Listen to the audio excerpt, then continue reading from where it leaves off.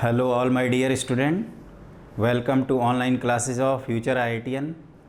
तो जैसा कि आप लोगों को पता है कि हम लोग अभी जेई मेन 2020 के लिए रिवाइज़ कर रहे हैं। इसी कड़ी में हम लोगों ने प्रोग्रेशन तक टॉपिक कवर कर लिया है। तो अगला टॉपिक आपका है डिटर्मिनेंट एंड मैट्रिसेस। डिटर्मिनेंट सबसे पहले पढ़ेंगे, उसके बाद मैट्रिसेस जो आपका नेक्स्ट टॉपिक है उसको भी कवर करेंगे। अलजेब्रा सेक्शन पहले है, तो जिन बच्चों के लिए ये नया है या जो 11th-12th के बच्चे अगर हमारा वीडियो देख रहे हैं तो हमारे चैनल को लाइक और सब्सक्राइब ज़रूर कर दें, बिकॉज़ उनके लिए भी हो सकता है कि ये कोर्स थोड़ा सा फास्टली चले, माने उनको ये एहसास हो कि सर तेज़ी से पढ़ा रहे हैं। तो देखिए, ये क्रैश कोर्स है, इसमें मेनली हमारी तरफ से पूरी कोशिश है कि हम हर टॉपिक रिवाइज़ करवाएँ। आप लोगों के लिए भी हम इंडिविजुअली 11th-12th के भी क्लासेस चलाएंगे पूरे मैथमेटिक्स का, तो आप उसके लिए निश्चिंत रहिए। आप हमारे चैनल को लाइक और सब्सक्राइब कर लीजिए, बेल आइकन को दबा दें, ताकि हम जब भी क्लासेस स्टार्ट करें तो आपके पास इंफॉर्मेशन पहुंच जाए और आप whole mathematics 11th-12th JEE main JEE advance के लिए सारी चीज़ें आपको मिल जाएंगी यहाँ पे। तो जैसा कि हम आपको बता रहे थे कि पिछली क्लास में हम लोगों ने प्रोग्रेशन पढ़ लिया है। अब मैट्रिसेस और डिटर्मिनेंट ये आपके हाईली स्कोरिंग सेक्शन है। आप जेई मेन जो एनटीए का पेपर है उसमें आप किसी भी पेपर में देखिए तो इसके इन दोनों को मिला के 2 क्वेश्चन ज़रूर आते हैं। तो और ये सबसे इजी भी है। इसमें जो इम्पोर्टेंट कंसेप्ट है आप उनको रिकॉल करेंगे, प्रॉपरली रिवाइज़ करेंगे तो क्वेश्चन आपसे ऑटोमेटिकली बहुत ईजी से हो भी जाएगा। तो देखिए, सबसे पहले तो मैट्रिसेस क्या है। Matrix is basically rectangular arrangement of numbers और फंक्शंस। मतलब सीक्वेंस में जो हम लोग first term, second term, third term कहते हैं, अगर नंबर्स को हम रेक्टेंगुलर वे में अरेंज कर दें तो उसको हम लोग कहते हैं मैट्रिक्स। और मैट्रिक्स में अगर m रोज़ और n कॉलम्स हैं तो आपको ये पता है कि मैट्रिक्स का ऑर्डर हो जाएगा m इंटू n, जहाँ पे mn जो होता है वो टोटल नंबर ऑफ़ एलिमेंट्स जो कि मैट्रिक्स में प्रेजेंट हैं। हम लोग ये भी जानते हैं कि मैट्रिक्स के जो टाइप्स हैं उसमें 2 तरह से क्लासिफिकेशन किया जाता है। एक जो स्ट्रक्चर के बेस जैसा हमें दिखता है, जैसे आपका रो मैट्रिक्स जिसमें सिर्फ एक रो हो, कॉलम मैट्रिक्स जिसमें सिर्फ एक कॉलम है, और स्क्वायर मैट्रिक्स जिसमें नंबर ऑफ़ रोज और नंबर ऑफ़ कॉलम्स क्या हों, सेम हो।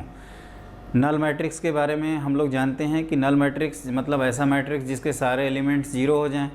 क्लियर। तो ये सारी चीज़ें हम आपको मैट्रिसेस में रिकॉल करा देंगे।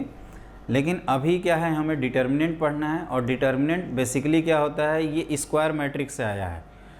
मैट्रिक्स को हमने कहा कि रेक्टेंगुलर अरेंजमेंट ऑफ नंबर्स और फंक्शंस। तो डिटर्मिनेंट क्या होता है, determinant is a value which associated with a square matrix. और हर स्क्वायर मैट्रिक्स का एक यूनिक डिटर्मिनेंट वैल्यू होती है, उसको निकालने के कुछ मेथड होते हैं। तो वही मेथड हम लोग इस क्लास में पढ़ने जा रहे हैं। तो सबसे पहले होता है कि जैसे मान लीजिए कि आपको एक मैट्रिक्स दिया जाता है A, जो ऑर्डर 2 क्रॉस 2 का है, A11, A12, A21 और A22। ठीक है, हम लोगों को ये पहले से पता है कि इसको हम लोग कहते हैं first row, this is second row, this is first column, second column. तो ये जो सबस्क्रिप्ट है 1 दिखाता है कि ये एलिमेंट है फर्स्ट रो और फर्स्ट कॉलम का। ये 1-2 मतलब first row and second column, 2-1 मतलब सेकेंड रो फर्स्ट कॉलम, मतलब आई जे रहेगा, Aij means ith row and jth column. ये 2-2 मतलब second row and second column. तो इसका ऑर्डर होता है 2 क्रॉस 2। ठीक है। और मैट्रिक्स को एक स्क्वायर ब्रैकेट में, एक रेक्टेंगुलर ब्रैकेट में इन जनरल, क्योंकि m और n की वैल्यू सेम नहीं होती। लेकिन जो हम डिटर्मिनेंट पढ़ते हैं, determinant is only defined for square matrix. जैसे ये हमने स्क्वायर मैट्रिक्स लिखा, तो इसका जो डिटर्मिनेंट है वो इस तरह से लिखते हैं। इसको आप ऐसे भी लिख सकते हो, डिटर्मिनेंट ऑफ A। और जब हम इसको डिनोट करेंगे तो ये जो ब्रैकेट वाला टर्म है, अब ये इस तरह से मॉड टाइप का सिंबल बन जाएगा। इसको पढ़ा जाता है determinant of A11, A12, A21 और A22। जैसा कि हम लोगों को ऑलरेडी पता है कि A11 और A22 को हम लोग क्या बोलते हैं, डायगोनल एलिमेंट्स। तो यहाँ पे क्या किया जाएगा, पहले product of diagonal elements order 2 के लिए होता है ये A22 minus non diagonal elements का प्रोडक्ट, तो A21 इंटू A12। तो ये होता है ऑर्डर 2 की वैल्यू। फॉर एग्जांपल, अगर मान लीजिए ऑर्डर 2 का डिटर्मिनेंट है, यहाँ 2 लिखा है, 4, 5 और 7, तो इसकी वैल्यू अगर निकालनी है तो ये हो जाएगा अगर 2 7 जा 14 माइनस इन दोनों का प्रोडक्ट हो जाएगा 20, तो इस डिटर्मिनेंट की जो वैल्यू आएगी वो आएगी -6। एक चीज़ ध्यान रखिएगा, डिटर्मिनेंट की वैल्यू पॉजिटिव, नेगेटिव या जीरो कुछ भी आ सकता है, इनफैक्ट कोई भी रियल नंबर आ सकता है अगर रियल नंबर इन्वॉल्व हैं। तो अगर कॉम्प्लेक्स नंबर इन्वॉल्व हैं तो इसकी वैल्यू कॉम्प्लेक्स नंबर भी आ सकती है।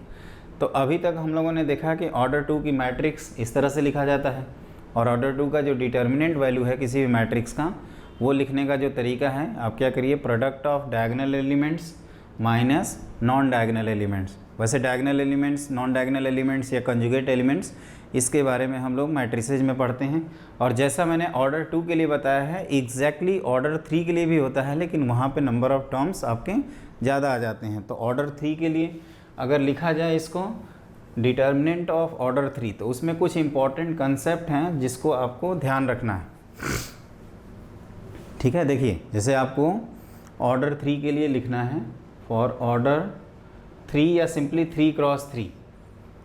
तो देखो ऑर्डर 3 या 3 क्रॉस 3 में अगर मैं नंबर ऑफ़ एलिमेंट्स पूछूंगा तो 3 3 जा 9। तो जैसे मान लीजिए कि ये एक मैट्रिक्स है जिसमें ये एलिमेंट्स दिए हुए हैं A11, A12, A13, है ना, इसमें 3 रोज एंड 3 कॉलम्स हैं, A21, A22, A23, A31, A32 and A33। Clear? तो ये है आपका ऑर्डर 3 का मैट्रिक्स, जिसमें इन नंबर्स को हम लोग बोलते हैं A11, A22, A33 को कहा जाता है डायगोनल एलिमेंट्स। A12 और A21 एक दूसरे के कंजुगेट एलिमेंट्स होते हैं, उसी तरह से A31 और A31 एंड A13 होता है, उसी तरह से ये एक दूसरे का कंजुगेट है। जैसा कि हम लोग ये भी जानते हैं कि डायगोनल एलिमेंट्स का जो सम होता है किसी भी मैट्रिक्स में, उसको कहा जाता है ट्रेस ऑफ मैट्रिक्स।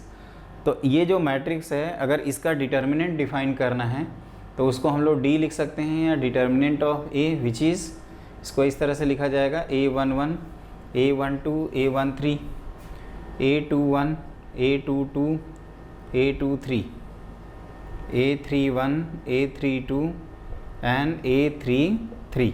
एक चीज़ ध्यान रखिएगा, मैट्रिक्स का जहाँ तक जो एप्लीकेशन पार्ट है वो हम लोग 12th लेवल में बेसिकली इक्वेशन सॉल्विंग के लिए यूज़ करते हैं।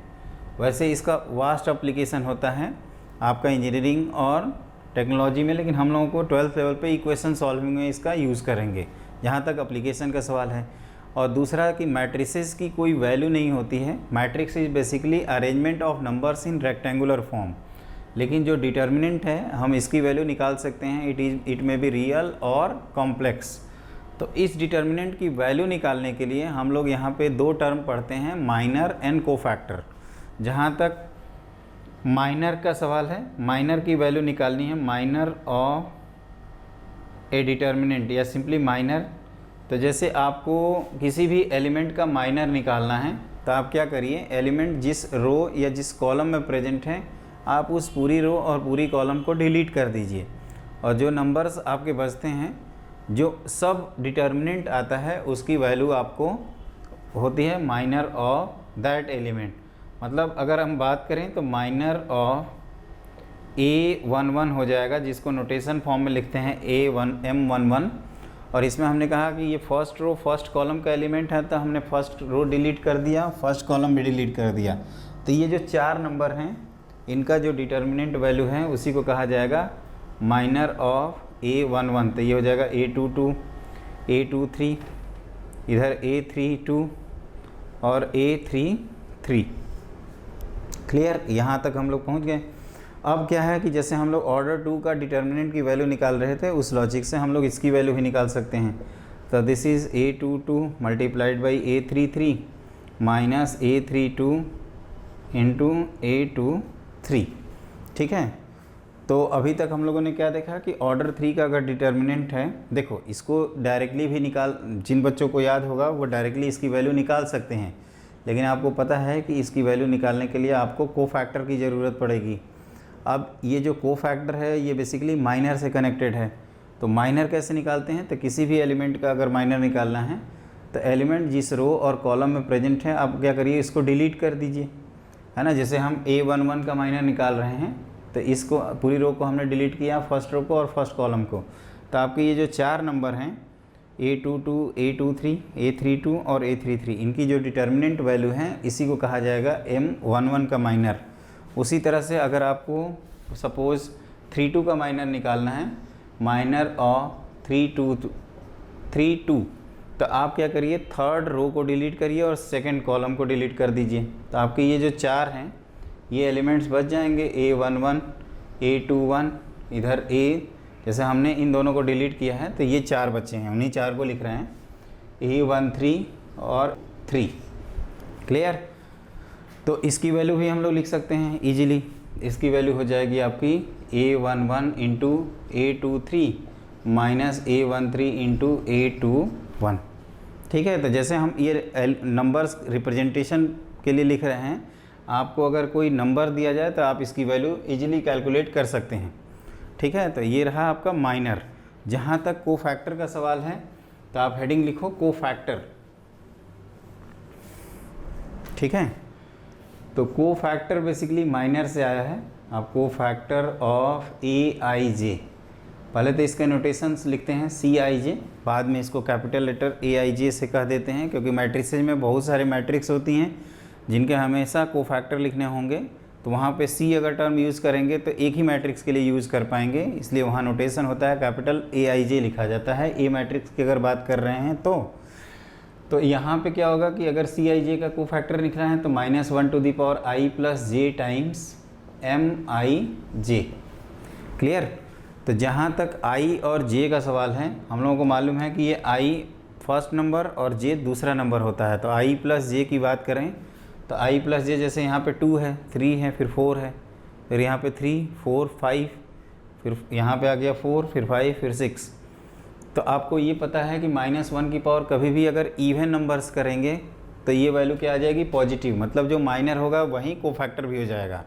लेकिन I प्लस J अगर आपका ऑड है तो यहाँ पे एक नेगेटिव साइन आएगा, मतलब माइनर और कोफैक्टर एक दूसरे के एडिटिव इन्वर्स होंगे। एडिटिव इन्वर्स का मतलब होता है कि अगर 2 नंबर का समेसन 0 है तो उनको एडिटिव इन्वर्स कहते हैं। ठीक है ना, मतलब एक दूसरे के नेगेटिव हो जाएंगे। तो यहाँ पे जैसे हमें C11 निकालना होगा तो हम लोग क्या करेंगे, 1 1, मतलब 1 + 1 इज इवन, तो सिंपली इसको M11 लिख सकते हैं। और M11 की जो वैल्यू है उसको लिखा जा सकता है A22, A23, है ना। जैसे हमने बताया था A11 के लिए आप क्या करोगे, फर्स्ट रो और फर्स्ट कॉलम को डिलीट कर देंगे, तो ये 4 बचेंगे, उन्हीं को यहाँ पे लिख रहे हैं A32 और यहाँ पे A33। लेकिन अगर आपको C32 निकालना है तो जैसे कि हमें पता है 3 + 2 कितना होता है, 5, which is a odd number, तो दिस इज -M32। तो ये हो जाएगा विथ नेगेटिव टाइम्स ये जो आपने लिखा था इसकी वैल्यू, तो ये डायरेक्टली लिख दिया जाए तो A क्या लिखा था हमने, A11 times A23 minus A13 times A21।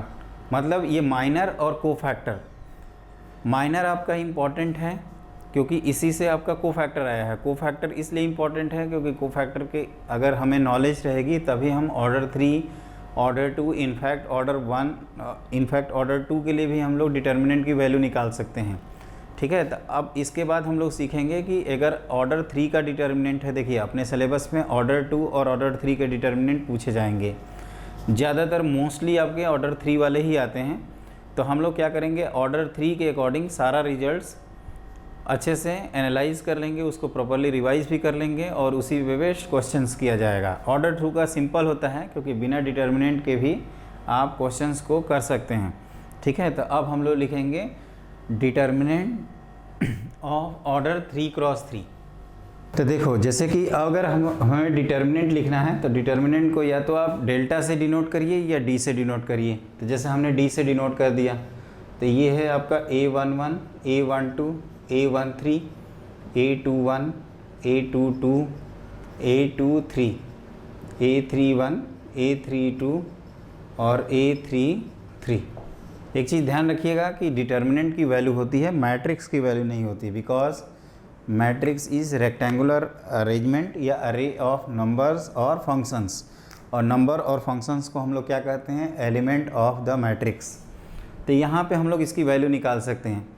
जहाँ तक वैल्यू निकालने का सवाल है उसका जो मेथड होता है आप इसको या तो आप किसी भी रो या किसी भी कॉलम के अलॉन्ग ब्रेक कर सकते हो। तो जैसे अगर हम फर्स्ट रो के अलॉन्ग ओपन करें तो फर्स्ट रो के एलिमेंट्स ये 3 हैं, A11, A12 और A13। तो आप क्या करिए, sum of product of elements multiplied by corresponding cofactor, तो इसका कोफैक्टर हो जाएगा C11। उसी तरह से दूसरा एलिमेंट है A12, फिर C12, फिर A13, C13, ठीक है। तो जिसको हम लोग अगर सिंपल टर्म्स में लिखें तो इस तरह से लिखते हैं कि A1 B1 C1, A2 B2 C2 और A3 B3 C3। तो इसको आपको पता है कि ओपन करने के बाद ये आता है A1 टाइम्स इसके कोफैक्टर में क्या आएगा, ये 1 1 लोकेशन है तो प्लस साइन, तो B2 C3 minus B3 C2, फिर माइनस B1 टाइम्स, माइनस क्यों, क्योंकि इसके कोफैक्टर में माइनस साइन आता है, बिकॉज ये लोकेशन है 1 2 और 1 + 2 क्या होता है 3, which is an odd number, तो उस वजह से एक नेगेटिव साइन आता है। और हम इन दोनों को डिलीट करेंगे, इन दोनों के करस्पॉन्डिंग कोफैक्टर लिख देंगे माइनर, क्योंकि cofactor already minus sign count कर चुके हैं। तो A2 C3 minus A3 C2, और तीसरा होता है इसमें C1, और C1 के करस्पॉन्डिंग आपके ये 2 टर्म आएंगे, तो A2 B3 minus A3 B2। तो देखो स्टूडेंट, इसमें हमने क्या किया है फाइनली कि हमने अभी ब्रेक किया है अलॉन्ग फर्स्ट रो। डिटर्मिनेंट का रूल ये है कि आप उसको किसी भी रो या किसी भी कॉलम के अलॉन्ग ओपन कर सकते हैं। जैसे ये हमने एक्सपैंड किया है अलॉन्ग फर्स्ट रो, उसी को लिखा जाता है अलॉन्ग R1। अगर हम अलॉन्ग सेकेंड रो लिखेंगे तो यहाँ पे अलॉन्ग R2 लिखना होगा। अगर हम थर्ड रो के अलॉन्ग ओपन करेंगे तो यहाँ पे अलॉन्ग R3 लिखना होगा। तो ये आपको हमेशा याद रखना है कि आप वैसे वेरीफाई भी कर सकते हैं। जैसे मान लीजिए कि अगर हम इसको अलॉन्ग R3 ओपन करते हैं, ठीक है ना, या अलॉन्ग C3 ब्रेक कर दें कॉलम थर्ड के अलॉन्ग, तो इस डिटर्मिनेंट की जो वैल्यू है वो हो जाएगा C1 टाइम्स, क्या लिखेंगे, इन दोनों को डिलीट करेंगे इस पूरे को, तो A2 B3 minus A2 B3 minus A3 B2। फिर यहाँ आएंगे तो ये लोकेशन होती है 2 3, 2 + 3 इज़ ऑड, मतलब नेगेटिव। जैसे आप लोग याद करते हो कि ये प्लस फिर माइनस फिर प्लस फिर माइनस प्लस अल्टरनेट साइन का होता है, वो बेसिकली आपका वो कोफैक्टर का साइन है। जो मैं बता रहा था कि -1 to the power i + j करोगे तो आपका अगर ऑड आ गया i + j तो आपको जो कोफैक्टर मिलेगा वो नेगेटिव टाइम्स माइनर मिलेगा, और i + j की वैल्यू अगर इवन आ गई तो जो कोफैक्टर है this is equal to minor, ठीक है। तो ये आपको पता है कि माइनर और कोफैक्टर में सिर्फ और सिर्फ एक नेगेटिव साइन का ही डिफरेंस होता है एट मोस्ट। अगर i + j इवन आ गया तो फिर दोनों नंबर सेम हो जाते हैं। तो हमने क्या किया है, यहाँ पे जैसे प्लस लिखा तो यहाँ माइनस होगा, तो -C2 टाइम्स। अब आप क्या लिखोगे, इसको डिलीट करेंगे इसको, तो ये 2 और ये 2 बचेंगे, तो A1 B3 minus A3 B1। उसी तरह से आपका प्लस C3 टाइम्स क्या लिखा जाएगा, A1 B2 minus A2 B1। तो देखिए आप ध्यान से देखोगे तो ये टर्म तो इंटायरली मैच कर जा रहा है ये ब्रैकेट। अब जहाँ तक -A1 B3 C2 का सवाल है, -A1 B3 C2, तो देखिए वो यहाँ पर प्रेजेंट है। दूसरा इसमें टर्म है प्लस A3 B1 C2, तो A3 B1 C2 यहाँ पे प्रेजेंट है with negative sign, with negative of negative क्या आ जाएगा, पॉजिटिव। और ये A1 B2 C3 with positive sign है, A1 आपका B2 फिर C3, तो वो आप देखो ध्यान से वो यहाँ पे प्रेजेंट है। उसी तरह से अगर हम बात करें तो अगला टर्म है A2 फिर B1 फिर C3, तो वो भी आपका यहाँ पे प्रेजेंट है। तो एक चीज़ आप ध्यान रखोगे कि यहाँ पे क्या हो रहा है, अगर आप कह सकते हो कि बाय रूल ऑफ इक्वेशन अगर दोनों के RHS सेम हैं तो LHS भी क्या हो जाएंगे, इक्वल हो जाएंगे। A = B अगर है और A = अगर C है, then V goes to the conclusion B = C, ठीक है। तो ये बेसिकली क्या होता है, ये हम लोग ऑलरेडी जानते हैं। जो बच्चे थोड़ा बहुत भी डिटर्मिनेंट के बारे में जानते होंगे उनको पता होगा कि आप डिटर्मिनेंट की वैल्यू या तो किसी भी एक रो के अलॉन्ग ओपन करते हुए निकाल सकते हैं या किसी भी एक कॉलम के अलॉन्ग ओपन करते हुए निकाल सकते हैं। क्लियर? तो ये आपका कंसेप्ट क्लियर हो गया। अब हमारे सिलेबस में क्या है, कि इनकी ये जो हमने लिखा है डिटर्मिनेंट ऑफ ऑर्डर 3x3, इसकी प्रॉपर्टीज़ पढ़नी है और फिर इससे रिलेटेड हम लोगों को क्वेश्चन सॉल्व करना है। और उसके बाद इसके एप्लीकेशन पार्ट में एरिया ऑफ ट्रायंगल, और फिर एरिया ऑफ ट्रायंगल तो वैसे कोऑर्डिनेट ज्योमेट्री में भी हम लोग काफ़ी ज़्यादा यूज़ करते हैं। और अगली चीज़ होती है जो सबसे ज़्यादा इम्पॉर्टेंट है, which is very very important, system of equation by determinant method. ठीक है ना, क्योंकि हर साल एक क्वेश्चन आपको मिल ही जाएगा इंटायर पेपर में जो सिस्टम ऑफ इक्वेशन पे बेस्ड हो। ठीक है, तो एक एक करके हम लोग 1 बाय 1 सारी चीज़ें डिस्कस करेंगे। अब देखिए यहाँ पे हम लोगों को ये भी कंसेप्ट क्लियर हो गया है कि जैसे अब हम लोगों को पता है कि आप किसी भी रो या किसी भी कॉलम के लॉन्ग जब डिटर्मिनेंट की वैल्यू निकाल सकते हैं, तो आप कहोगे कि हमारे लिए सबसे ज़्यादा आसान है कि जिस रो में सबसे ज़्यादा जीरो प्रेजेंट हो या उसके थ्रू ओपन करें। तो जो प्रॉपर्टीज़ हम लोग पढ़ते हैं उसका मेन ऑब्जेक्टिव ये होता है कि आप डिटर्मिनेंट की वैल्यू कितना जल्दी सिंप्लीफाई करें। जितनी प्रॉपर्टीज़ आपकी होती हैं, मेनली 6 होती हैं प्रॉपर्टीज़, वैसे कैसी कहीं आपकी ज़्यादा दी रहेंगी, लेकिन जो हम लोगों को पढ़ना है वो 6 होती हैं। और वो 6 को हम 1 बाय 1 डिस्कस करेंगे और उसके बाद हम लोग क्या करते हैं, अपना क्वेश्चन सॉल्व करेंगे। क्लियर? तो अब जैसे एक एग्जाम्पल के तौर पे, और एक चीज़ और ध्यान रखना, इसमें एक मिसिंग पॉइंट है। जैसे हमने क्या कहा कि डिटर्मिनेंट की वैल्यू निकालने के लिए आप किसी भी रो या किसी भी कॉलम के लॉन्ग ओपन करिए, उससे आपको डिटर्मिनेंट की वैल्यू मिल जाएगी। ओपन करने का जो तरीका है वो ये है कि sum of product of elements multiplying by corresponding cofactor. अगर आप ऐसा करते हैं कि फर्स्ट रो का एलिमेंट्स लेते हो और किसी अदर रो का कोफैक्टर ले लेते हो, तो वो जो मतलब sum of product of elements multiplying by cofactor वाला टर्म है वो ऑलवेज ज़ीरो आएगा। क्लियर? तो इस बात को आप ध्यान रखिएगा। क्लियर?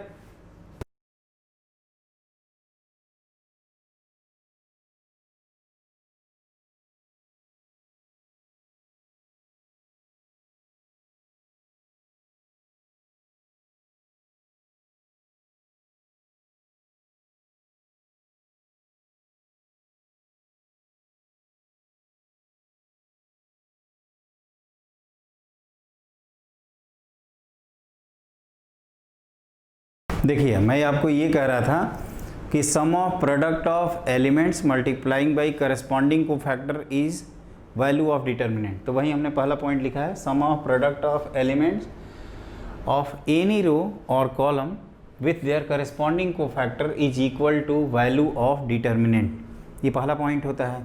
फिर दूसरा पॉइंट मैं आपको समझा रहा था कि आप किसी एक रो का एलिमेंट लेते हैं और अदर रो का कोफैक्टर ले लेते हैं करस्पॉन्डिंगली, तो जो सम ऑफ प्रोडक्ट आएगा वो आपका हमेशा जीरो आएगा। उससे गारंटी नहीं है कि डिटर्मिनेंट की वैल्यू हमेशा मिले। जैसे इस डिटर्मिनेंट की अगर वैल्यू निकालनी है, इसको आप लोग नोट कर लेना है 1 बाई 1। ठीक है, पहला आप ये पॉइंट नोट करेंगे, दूसरा ये पॉइंट अगर आता है तो वैसे भी ये रिवीजन क्लासेस हैं, आप इनको स्किप कर सकते हैं। कुल मिला के आपको ये पॉइंट दिमाग में बैठ जाना चाहिए। अब ये नहीं कि हमने रिवीजन क्लासेस चलाया और आप भूल भी गए, ऐसा मत करिएगा। आप इसको ज़रूर नोट करिएगा, ये आपके फ़ायदे के लिए फ़ायदे का सौदा है। ठीक है ना? तो अब हम लोग इसकी जैसे वैल्यू निकालना चाहते हैं, जैसे यहाँ पे 1 है तो क्या जानते हैं, अगर फर्स्ट रो के अलॉन्ग ओपन करें तो 1 टाइम्स इन दोनों का प्रोडक्ट हो जाएगा 10, इन दोनों का प्रोडक्ट हो जाएगा -48 प्लस -4 टाइम्स, अब क्या लिखेंगे, इन दोनों का प्रोडक्ट विच इज़ 4 -24, फिर +7 टाइम्स, आगे 12 - 15, तो ये हो जाएगा आपका -38, और ये आपका -20, तो ये -80, और यहाँ पे क्या आएगा -3 तो -21, तो ये हो जाएगा 80 माइनस इन दोनों का सम करिए तो ये 9 और ये 5, तो ये आपका आ जाएगा 21। तो ये हमने फर्स्ट रो के थ्रू इसका वैल्यू निकाला है। अगर आपको इसी वैल्यू को अलोंग मान लीजिए C1 ओपन करना है तो इसी डिटर्मिनेंट की वैल्यू, क्योंकि अगर ये स्टैंडर्ड रिजल्ट सेम है तो आपका इस डिटर्मिनेंट की वैल्यू फर्स्ट रो के अलोंग ओपन करें या सेकंड रो के अलोंग ओपन करें, इसकी वैल्यू हमेशा क्या आएगी, इक्वल आएगी। तो अगर हम फर्स्ट कॉलम के अलोंग ओपन करते हैं तो 1 टाइम्स 5 2 जा 10 -48, ये कितना आ जाएगा -38, और फिर दूसरा नंबर आपका 2 है तो -2 टाइम्स इसके कोफैक्टर में क्या आएगा, इसको डिलीट करेंगे, इसको डिलीट करेंगे, ये 4 नंबर्स आएंगे, तो 4 2 जा 8 माइनस 42, तो ये हो गया 8 माइनस 42 प्लस अगला नंबर कौन है 3, तो 3 मल्टीप्लाइड बाई 4 32 माइनस 35, तो ये हो जाएगा -3। तो इसको आप लिखोगे तो ये -38 एंड दिस इज़ माइनस, ये कितना होगा 34, तो ये मल्टीप्लाई होकर 68 आ जाएगा -9, तो ये फाइनली ये आ गया आपका 30 और 30 माइनस 9 होता है आपका 21। तो यहाँ पे जैसे हम लोग कंफर्म कर रहे हैं कि डिटर्मिनेंट की वैल्यू या तो फर्स्ट रो के लॉन्ग ओपन करें या सेकंड फर्स्ट कॉलम के लॉन्ग ओपन करें, ये दोनों वैल्यू हमेशा क्या आएगी, सेम आएगी। आप इसी क्वेश्चन में अगर आप एलिमेंट फर्स्ट रो का लोगे और किसी भी अदर रो का अगर हम करस्पॉन्डिंग कोफैक्टर उठा लें तो वो जो एक्सप्रेशन आएगा वो 0 आएगा। फॉर एग्जांपल जैसे अगर हम मान लीजिए एलिमेंट फर्स्ट रो का लेते हैं और करस्पॉन्डिंग कोफैक्टर थर्ड रो का लेते हैं, तो फिर एक्सप्रेशन क्या आएगा, देखिए ध्यान से 1 मल्टीप्लाइड बाई, अगर हम थर्ड रो का कोफैक्टर लेंगे तो यहाँ प्लस साइन, तो ये हो जाएगा 4 8 जा कितना 32 माइनस 35 -3 प्लस अगला नंबर है 4 और इसके कोफैक्टर में आता है नेगेटिव साइन, तो ये 8 माइनस 14 कितना होता है -6 प्लस 7 टाइम्स और इसका कोफैक्टर लिखेंगे तो ये आएगा 8 माइनस 14, तो 8 माइनस 14 होता है -6। तो आप ध्यान से देखिए जैसे हमने क्या किया 1 लिखा और 3 का कोफैक्टर लिखा है 32 माइनस 30, ये दोनों का प्रोडक्ट हो गया 32 माइनस 35 -3, फिर 4 मल्टीप्लाइड बाई इसका कोफैक्टर तो वो 8 माइनस 14 विच इज़ -6 और 7 मल्टीप्लाइड बाई 2 का कोफैक्टर अगर लिखना है तो ये हो जाएगा 5 माइनस 8 और 5 माइनस 8 कितना होता है, 5 माइनस 8 इज़ -3। तो आपको ये समझ में आएगा कि ये हो गया आपका -3 और ये आ गया आपका, इसकी वैल्यू कितनी हो गई देखो ध्यान से -24 और ये -21। क्लियर। तो एक चीज़ यहाँ पे ये ध्यान रखने वाली बात है कि जब हम एलिमेंट पिक कर रहे हैं तो ये 1 और इसके कोफैक्टर में आपका प्लस और माइनस साइन आ रहा है, जैसे इसके कोफैक्टर में आता है प्लस साइन तो ये -32 माइनस 35 कितना हो गया -3, फिर 4 और 4 लिखा है तो इसके कोफैक्टर में क्या आएगा, एक नेगेटिव साइन आएगा, तो यहाँ पे आप लिखोगे माइनस। तो ये इस तरह से कैलकुलेशन होगा क्योंकि ऑलरेडी जो हम 6 का कोफैक्टर लिखते हैं तो उसमें माइनस ऑफ माइनस, तो ये हो जाएगा ओवरऑल प्लस। ठीक है, तो यहाँ पे आप ध्यान देना कि ये टर्म हो जाएगा 24 और -24 विच इज़ इक्वल टू 0। ये जो मैंने रिजल्ट लिखा है कि आप एलिमेंट्स किसी भी रो का पिक करें, अगर करस्पॉन्डिंग कोफैक्टर अदर रो का या करस्पॉन्डिंगली अगर हम कॉलम वाइज बात करें तो ये एक्सप्रेशन हमेशा क्या आता है 0। अब इसके बाद जो सेक्शन है वो आपका है properties of determinant.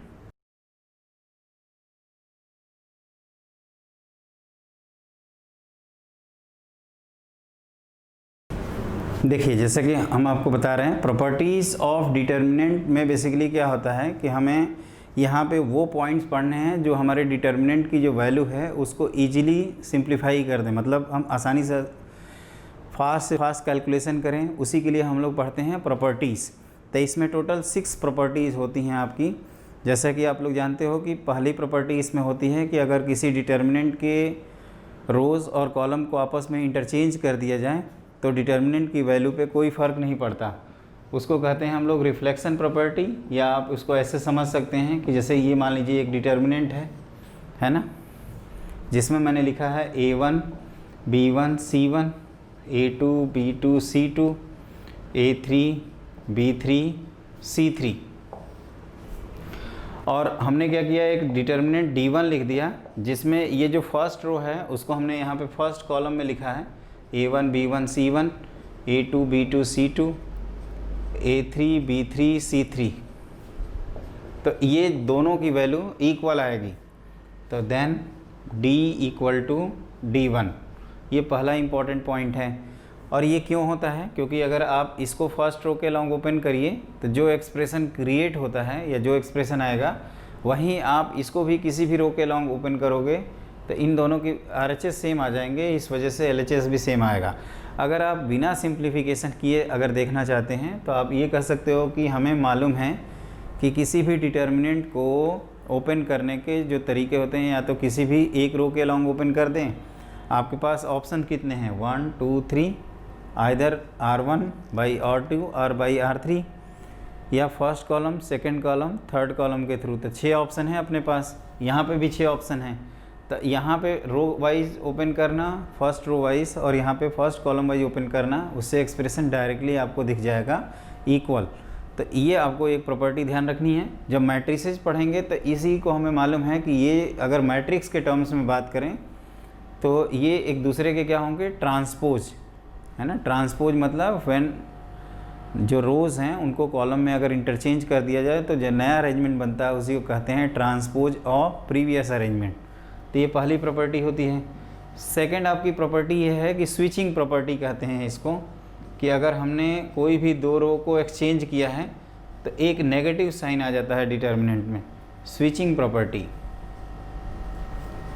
Switching property मतलब कि अगर मान लीजिए कोई डिटर्मिनेंट है D1, ये जो हमने लिखा है A1 B1 C1, A2 B2 C2, A3 B3 and C3, ठीक है। तो अगर बाई चांस R1 और R2 को एक्सचेंज कर दिया जाए तो हमें एक नया डिटर्मिनेंट मिलेगा D1, जो लिखेंगे R1 R2 एक्सचेंज करने का मतलब होता है कि R1 के जो एलिमेंट्स लिखे हैं फर्स्ट रो के A1 B1 C1, उसको आप क्या करिए, सेकेंड रो की पोजीशन पे लिख दीजिए, और जो सेकेंड रो के एलिमेंट्स लिखे हैं A2 B2 C2, उसको क्या करेंगे आप फर्स्ट रो वाली पोजीशन पे लिख दीजिए। तो ये हो गया आपका A2 B2 C2, फिर A1 B1 C1, और यहाँ पे A3 B3 और C3। तो इसकी जो वैल्यू होती है वो होती है minus times D। For example अगर मान लीजिए फर्स्ट वाले की जो वैल्यू है वो अगर 10 है तो जो सेकंड है उस डिटर्मिनेंट की वैल्यू हो जाएगी -10। मतलब मैग्नीट्यूड वाइज ये दोनों डिटर्मिनेंट की वैल्यू सेम होती है, सिर्फ और सिर्फ एक नेगेटिव का फ़र्क पड़ता है। इसी को स्टेटमेंट फॉर्म में लिखते हैं कि इफ़ एनी टू रोज और columns of determinant are interchange then sign of determinant changes. मतलब कि अगर आपका, मैं फिर से रिकॉल करा दूं, ये हमने कहा कि अगर इस डिटर्मिनेंट की वैल्यू आपकी अगर 10 है तो ये जो सेकंड डिटर्मिनेंट है इसकी वैल्यू कितनी आएगी, -10। अगर आप एक बार और स्विच कर दोगे तो जो तीसरा डिटर्मिनेंट आएगा उसकी वैल्यू अगेन ओरिजिनल 1 के इक्वल आ जाएगी। तो यहाँ रूल ये होता है कि आप जितनी बार इंटरचेंज करेंगे उतने आप माइनस साइन लगाएंगे, मतलब -1 to the power n times original determinant, where n जो है वो नंबर ऑफ इंटरचेंज है। अगर हमने इवन नंबर ऑफ इंटरचेंज किया है तो डिटर्मिनेंट की वैल्यू पे कोई फ़र्क नहीं पड़ेगा, लेकिन ऑड नंबर ऑफ एक्सचेंज किया है तो उसकी वैल्यू एक नेगेटिव साइन से चेंज हो जाएगी। जैसे 5 है तो -5 आ जाएगी, और अगर -5 है तो 5 आ जाएगी। लेकिन इवन नंबर ऑफ इंटरचेंज के केस में आपकी जो वैल्यू है वो सेम रहती है। क्लियर। तो ये पहला हो गया रिफ्लेक्शन प्रॉपर्टी, जिसको हमने रोज़ को कॉलम में इंटरचेंज किया था। दूसरा हो गया स्विचिंग प्रॉपर्टी, जिसमें हमने कोई भी दो रो या कोई भी दो कॉलम आप स्विच कर सकते हैं। एक चीज़ ये भी ध्यान रखिएगा कि आपको यहाँ पे आइदर रो वाइज स्विचिंग करनी है या कॉलम वाइज करना है, मिक्सअप नहीं करना है कि हमने फर्स्ट रो को फर्स्ट कॉलम से स्विच कर दिया और बाकी को। तो आप ये देखोगे कि अगर आप फर्स्ट रो को फर्स्ट कॉलम बनाओगे तो आपके सेकेंड और थर्ड रो ऑलरेडी डिस्टर्ब हो जाएंगे, ठीक है। तो वो आपको ध्यान रखना है पॉइंट।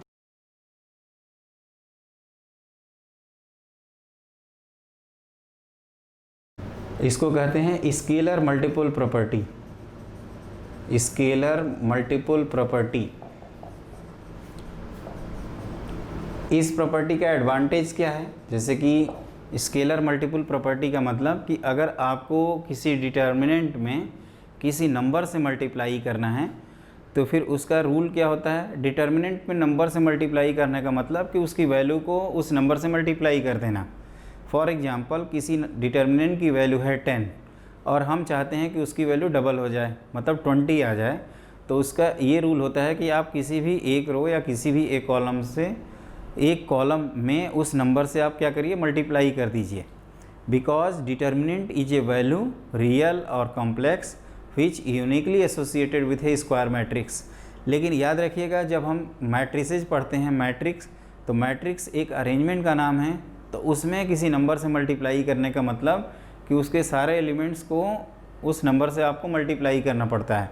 तो मैट्रिक्स और डिटर्मिनेंट में प्रॉपर्टी वाइज एक ये डिफरेंस आता है कि वहाँ पे अरेंजमेंट में जब भी आप किसी स्केलर से मल्टीप्लाई करोगे तो सारे नंबर्स को मल्टीप्लाई करना पड़ जाएगा, लेकिन यहाँ पे सिर्फ हमें वैल्यू से मतलब है कि हमारा जो वैल्यू है 10 वो 20 हो जाए, तो उसके लिए हमें केस है या तो किसी एक रो के सारे एलिमेंट्स मल्टीप्लाई करने होंगे या किसी एक कॉलम के मल्टीप्लाई करने होंगे। फॉर एग्ज़ाम्पल अगर आपका मान लीजिए ये डिटर्मिनेंट है A1 B1 C1, A2 B2 C2, A3 B3 और C3, तो आप क्या करेंगे, अगर इसको K टाइम्स D लिखना चाहते हैं वेयर K इज स्केलर, तो आप किसी भी एक रो या किसी भी एक कॉलम में K से मल्टीप्लाई कर दो। फॉर एग्ज़ाम्पल KA1, जैसे हमने फर्स्ट रो में डिसाइड किया कि मल्टीप्लाई करना है, तो K times B1, K times C1, और यहाँ A2 B2 C2, A3 B3 और C3। क्लियर? तो इस तरह से लिख दिया जाएगा। इस प्रॉपर्टी को हम लोग दो तरीके से क्वेश्चन सॉल्विंग में यूज करते हैं। पहला कि अगर हमें कोई कॉमन एलिमेंट्स दिख रहा है, जैसे यहाँ पे जैसे ये आपको दिख रहा है के कॉमन आ रहा है, तो आप इसको इंटायरली बाहर कर सकते हैं। दूसरा तरीका ये भी है कि अगर आपको किसी नंबर से मल्टीप्लाई करना होगा तो आप उसको उस नंबर से किसी एक रो के सारे एलिमेंट्स या किसी एक कॉलम के सारे एलिमेंट्स आप आपस में क्या कर दोगे, पूरा इंटायरली मल्टीप्लाई कर देना। तो ये आपको ध्यान रखना है। क्लियर कि K से मल्टीप्लाई करने का क्या मतलब होता है। तो ये बेसिकली हम लोगों को जब भी कॉमन फैक्टर दिखेगा तो उसको बाहर जब करते हैं तो ये जो एलिमेंट्स हैं वो ऑलरेडी सिंप्लीफाई फॉर्म में दिखने लगेंगे। हम लोग इस तरह से इस प्रॉपर्टी का यूज़ करते हैं। तो ये रहा आपका स्केलर मल्टीपल प्रॉपर्टी। फोर्थ होता है आपका proportionality property. If any two rows और columns of a determinant are proportional then its value is zero. जैसे अगर मान लीजिए कि हम यहाँ पे ऐसे लिखे हैं A1 B1 C1, A2 B2 C2 और A3 B3 C3। अब हमें पता चला कि ये बेसिकली R1 और R2 क्या हैं, प्रोपोर्शनल हैं। तो वो कैसे दिखेगा हम लोगों को, तो ये दिखेगा आपको K times A2, K times B2 और ये K टाइम्स C2 है ना, A2 B2 C2 और A3 B3 C3। अगर इस तरह से अगर आपको दिखता है तो ये वैल्यू ऑटोमेटिकली आ जाएगी जीरो, इसी को कहते हैं। और यहाँ पे ये भी ध्यान रखने वाली बात है कि जो K है उसकी वैल्यू 1 भी हो सकती है। अगर हम K जो है उसकी वैल्यू 1 के इक्वल रखेंगे, इसका मतलब आपके सेकेंड रो और थर्ड रो आपस में क्या आ जाएंगे, आइडेंटिकल। क्लियर? तो ये एक कंसेप्ट है जिसको आपको याद रखना है। तो फोर्थ प्रॉपर्टी क्या रही बताइए, प्रोपोर्शनलिटी प्रॉपर्टी। ये वो प्रॉपर्टी है जिसको ये अगर हमें क्वेश्चन में मिल जाए तो जिससे हम डिटर्मिनेंट बिना एक्सपेंड किए निकाल सकते हैं, और उस डिटर्मिनेंट की वैल्यू हमेशा क्या आएगी, जीरो। वो कैसे आएगी, तो इसके लिए कंडीशन है कि आपके कोई भी दो रो, मतलब R1 R2 R2 R3 या R1 R3, या कोई भी दो कॉलम जैसे C1 C2, first column second column, first column third column या सेकंड कॉलम थर्ड कॉलम, ये आपस में क्या होने चाहिए, प्रोपोर्शनल। याद रखिएगा जब प्रोपोर्शनल होगा तभी इसकी वैल्यू जीरो करेंगे। अगर प्रोपोर्शनल नहीं है तो इसकी वैल्यू जीरो नहीं किया जाएगा। अगर आप चाहें तो इसको स्टेटमेंट फॉर्म में लिख सकते हैं कि if any two rows bracket में और columns of a determinant are proportional then value of determinant is equal to zero. Clear? तो ये रहा आपका फोर्थ प्रॉपर्टी। देखिए अब फिफ्थ प्रॉपर्टी होती है इसमें, इसको कहते हैं हम लोग समेशन प्रॉपर्टी। समेशन प्रॉपर्टी, इसमें क्या होता है कि हम लोग डिटर्मिनेंट को, समेशन का मतलब होता है सम करना। सम करने का मतलब कि एक डिटर्मिनेंट है वो बेसिकली दो या तीन डिटर्मिनेंट के समेशन से आया है। तो इसको अगर दूसरे तरह से बोलें तो एक डिटर्मिनेंट को सम ऑफ 2 और 3 डिटर्मिनेंट्स में ब्रेक कर सकते हैं। तो उसके लिए क्या होता है, एक मेथड होता है, और ये जो हम प्रॉपर्टी पढ़ने जा रहे हैं इसी से रिलेटेड आपका नेक्स्ट प्रॉपर्टी होता है जिसको हम लोग कहते हैं इनवेरिएंस प्रॉपर्टी। तो ये प्रॉपर्टी दोनों इम्पॉर्टेंट हैं, इसको ध्यान से देखिएगा। जैसे यहाँ पे क्या है कि हम फर्स्ट रो के एलिमेंट्स को सम ऑफ टू एलिमेंट्स में लिखना चाहते हैं। तो जैसे हमने लिख दिया a1 प्लस एक्स, यहाँ लिख दिया b1 प्लस वाई, और ये c1 प्लस जेड। क्लियर? इनको हम कुछ नहीं करना चाहते हैं, तो ये a2 b2 c2 और इधर a3 b3 और c3। तो अब क्या होगा कि आप अगर ये फर्स्ट एलिमेंट्स के सारे एलिमेंट्स, फर्स्ट रो के अगर सारे elements sum of two elements हैं, तो आप इस डिटर्मिनेंट को सम ऑफ टू डिटर्मिनेंट्स में ब्रेक कर सकते हैं।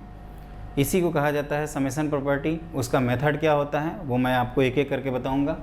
अगर यहाँ पे सम ऑफ थ्री एलिमेंट्स रहेगा तो इसी डिटर्मिनेंट को हम लोग सम ऑफ थ्री डिटर्मिनेंट्स में ब्रेक कर देंगे। और इसमें इम्पॉर्टेंट ये है कि अगर आपको फर्स्ट रो के अलॉन्ग ब्रेक करना है तो सेकेंड और थर्ड रो की जो वैल्यू है उसको सेम रखना है, मतलब उसको डिस्टर्ब नहीं करना है। जैसे हमने a1 b1 c1 किया तो ये लिख दिया, फिर a2 b2 c2 और a3 b3 c3। हमने सेकेंड और थर्ड रो को डिस्टर्ब नहीं किया। अब कौन कौन से एलिमेंट बच गए? तो x y z, ये a2 b2 c2, a3 b3 और c3। तो क्या इंपॉर्टेंट है आप लोगों को क्लिक किया? फिर इम्पॉर्टेंट ये है कि सेकेंड और थर्ड रो आपका LHS और RHS में हर जगह क्या है? सेम है ना, इसको डिस्टर्ब नहीं करना है। ये आपका B2 है। और अगर हम फर्स्ट रो के अलॉन्ग ब्रेक कर रहे हैं तो सम ऑफ टू डिटर्मिनेंट्स में आया। अगर मान लीजिए साइमल्टेनियसली यहाँ पे भी सेकेंड रो होता तो ये दो से कितने बनते हैं? दो और बन जाते, चार। फिर और अगर थर्ड रो से भी ब्रेक करना होता तो आपके कितने हो जाते? 8। मतलब एक के थ्रू आपने 2 ब्रेक किया। तो इस तरह से अगर सभी एलिमेंट्स को सम ऑफ टू एलिमेंट्स में ब्रेक कर दें तो आपके इसी तरह से एक्सटेंड करने जाएंगे। बस आप एक्सटेंड करते हुए आगे चले जाएंगे। इम्पॉर्टेंट ये है कि जो आपके सेकेंड और थर्ड रो हैं उसको ये याद रखिएगा कि LHS में जो वैल्यूज़ हैं वहीं RHS में हैं। सवाल ये उठता है कि इसका प्रूफ क्या है? तो प्रूफ आपका है कि आप LHS को फर्स्ट रो के अलॉन्ग ब्रेक कर दीजिए और RHS को भी करिए। जैसे अगर इसका प्रूफ समझना है, क्योंकि ये दोनों हमारे लिए इम्पॉर्टेंट है, तो देखिए अगर हम LHS जो है इसकी वैल्यू अगर ब्रेक करें तो फर्स्ट रो के अलॉन्ग तो a1 प्लस एक्स, क्या पढ़े थे? इसके को फैक्टर में b2 c3 minus b3 c2 minus times b1 plus Y multiplied by a2 c3 minus a3 c2 plus c1 plus z times क्या लिखेंगे? तो a2 b3 minus a3 b2। अब ये जो ब्रैकेट है इसके अगर फर्स्ट टर्म को एक जगह कलेक्ट कर लें तो a1 times b2 c3 minus b3 c2 minus b1 times a2 c3 minus a3 c2, फिर plus c1 times a2 b3 minus a3 b2। तो ये टर्म हो गया। अब इसी तरह से अगर हम दूसरे टर्म्स को लिख लें तो x times b2 c3 minus b3 c2 minus y times क्या लिखेंगे? a2 c3, ये हम लिख रहे हैं, माइनस a3 c2 और प्लस z टाइम्स क्या लिखा जाएगा? तो ये number a2 b3 minus a3 b2। तो आपको ये रियलाइज़ होगा कि जो आपका ये जो फर्स्ट ब्रैकेट है वो इस डिटर्मिनेंट की वैल्यू है और ये जो सेकंड ब्रैकेट है वो सेकंड डिटर्मिनेंट की वैल्यू है। तो इससे प्रूव हो जाता है। हम इसको इसके फॉर्म में लिख सकते हैं और इस जो सेकंड एक्सप्रेशन है उसको सेकंड डिटर्मिनेंट की वैल्यू से रिलेट कर सकते हैं। तो कुल मिला के आपको 2 पॉइंट ध्यान रखना है कि अगर आपके सभी element sum of two elements में हैं तो आप सम ऑफ टू डिटर्मिनेंट्स में ब्रेक कर देना। अगर फर्स्ट रो के सभी एलिमेंट्स सम ऑफ 3 एलिमेंट्स के फॉर्म में हैं तो ये सम ऑफ 3 एलिमेंट्स में सम ऑफ 3 डिटर्मिनेंट्स में क्या हो जाएगा? ब्रेक हो जाएगा। तो इसका प्रूफ बहुत सिंपल है, इसको आप इजीली समझ सकते हैं। ठीक है ना? आई होप ये सब लोगों को क्लियर हो गया होगा। अब जो लास्ट प्रॉपर्टी है वो सबसे ज़्यादा इम्पॉर्टेंट होती है और उसको सबसे ज़्यादा हम लोग यूज भी करते हैं सिंप्लीफिकेशन के पॉइंट ऑफ व्यू से।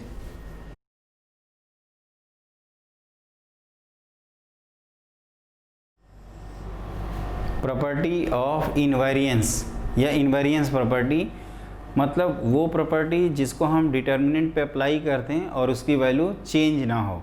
वैसे जैसे कि हमने आपको स्टार्टिंग से बता रहे हैं, ये जो 6 प्रॉपर्टीज़ हैं ये डिटर्मिनेंट की वैल्यू सिंप्लीफाई करने के लिए या उसको सॉल्व करने के लिए यूज़ की जाती हैं। कभी कभी क्या होता है, एक्सप्रेशन बहुत लेंदी दिखता है, अगर आप बिना प्रॉपर्टी के उसको ओपन करें तो उसको फैक्टराइज करना डिफ़िकल्ट टास्क होता है, तो उसको हम लोग सिंप्लीफाई करने के लिए इन प्रॉपर्टी का यूज़ किया जाता करते हैं। और ये प्रॉपर्टी क्या है, तो ये प्रॉपर्टी के बारे में लिखिए। अगर हम 6 प्रॉपर्टीज़ की बात करें तो उसमें सबसे ज़्यादा इम्पॉर्टेंट आपकी लास्ट वाली है, और इसमें लिखते हैं the value of determinant remains unchanged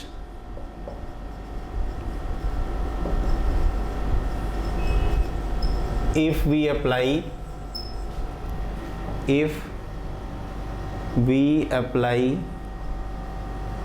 C1 equal to C1 plus lambda times C2 और R1 equal to R1 plus lambda time R2, है ना, जहाँ पे लैम्डा कोई भी रियल नंबर हो सकता है, इनफैक्ट रियल या कॉम्प्लेक्स कुछ भी हो सकता है लैम्डा।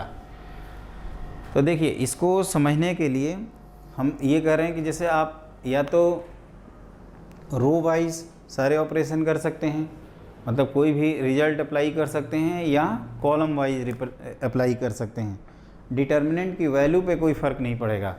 फॉर एग्ज़ाम्पल, अगर मान लीजिए ये कोई डिटर्मिनेंट है और ये लिखा है A1 B1 C1, फिर है A2 B2 C2, फिर A3 B3 और C3। क्लियर। अब हम क्या कर रहे हैं कि R1 की जगह पे R1 plus lambda times R2 कर रहे हैं, है ना, by R1 equal to R1 plus lambda times R2। तो आपको क्या मिलेगा, पहले तो इसका मतलब हम समझा दें। एक चीज़ ध्यान रखिएगा, ये जो लिखते हैं ना R1 रिप्लेसेस, मतलब एक एरो का साइन बनाए हैं, राइट। मतलब ये जो एक्सप्रेशन है लैम्डा टाइम्स R2 करने का मतलब कि जो सेकंड रो है उसमें हम लैम्डा से मल्टीप्लाई करना चाहते हैं। तो ये क्या बन जाएगा, लैम्डा A2 लैम्डा B2 और lambda C2। R1 plus lambda times R2 का मतलब होता है कि A1 plus lambda times A2, B1 plus lambda times B2, C1 plus lambda times C2।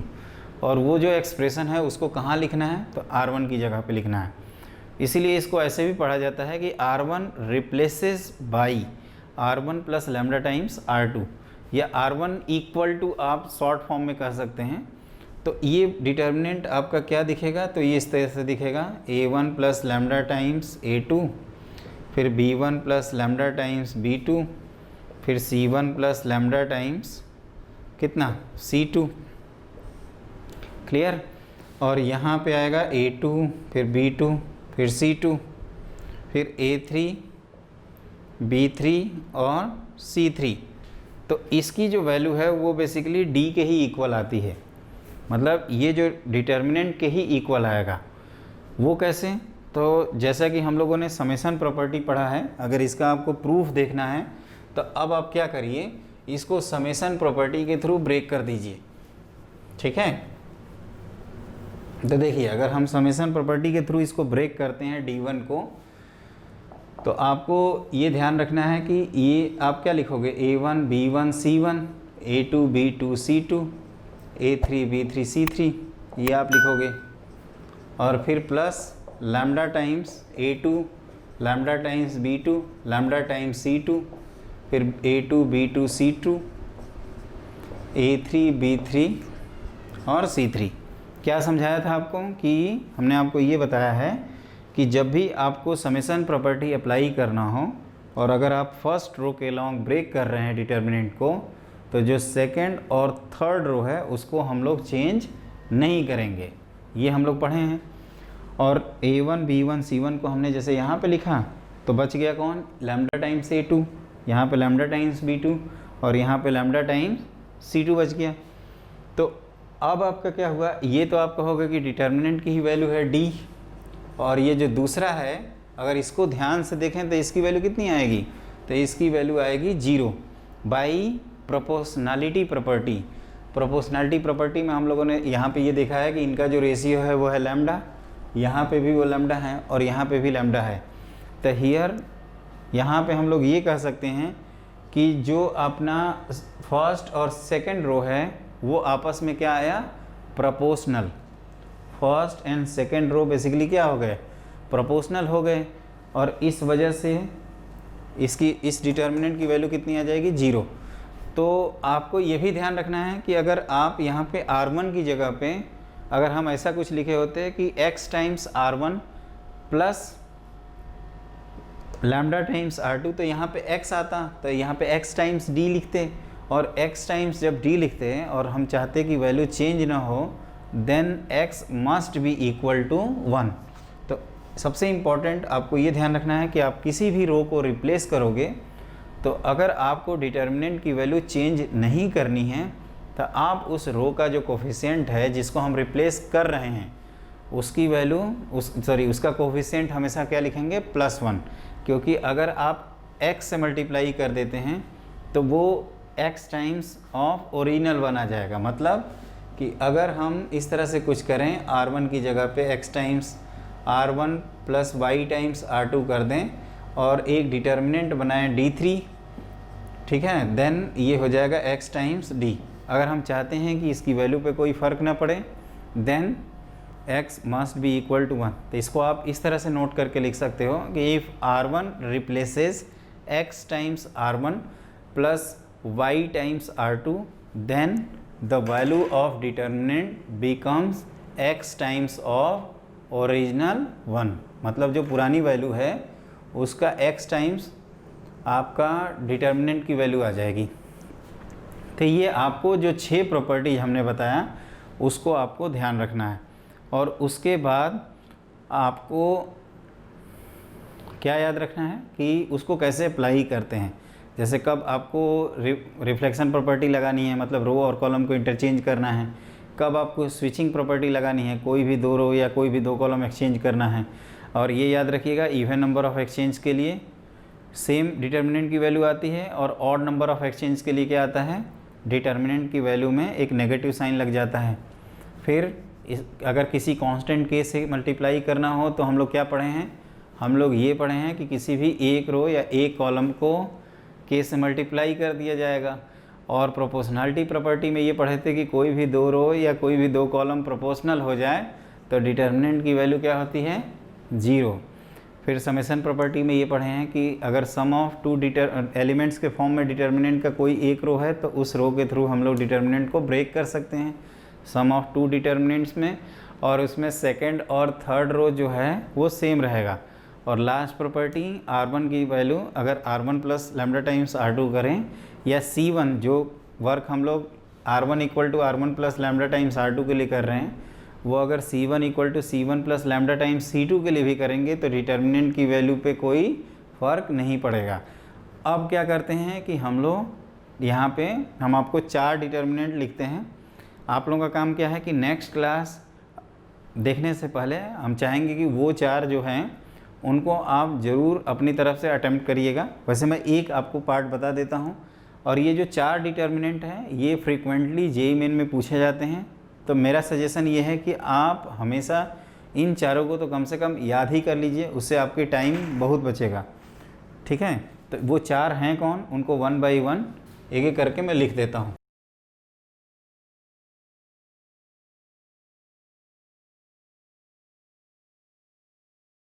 Some important determinant, ठीक है, जो डिटर्मिनेंट जो इम्पॉर्टेंट हैं उसकी वैल्यू हम लोग याद करना चाहते हैं। तो वो कौन से 4 हैं जिसको मैं कह रहा था कि आपको याद रखना चाहिए। तो इसमें फर्स्ट है आपका कि डिटर्मिनेंट हो 1 1 1 ABC A² B² C²।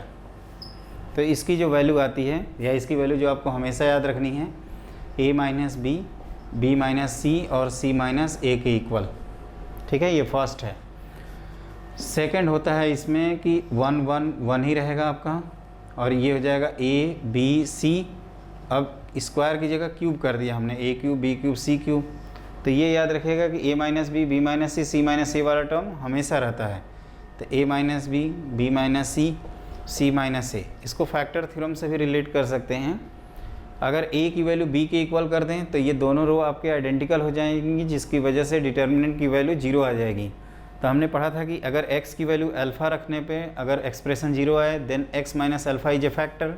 उसी लॉजिक से अगर a की वैल्यू b रखने पे वैल्यू 0 आ रही है, इसका मतलब a minus B is a factor. Of the expression और डिटर्मिनेंट।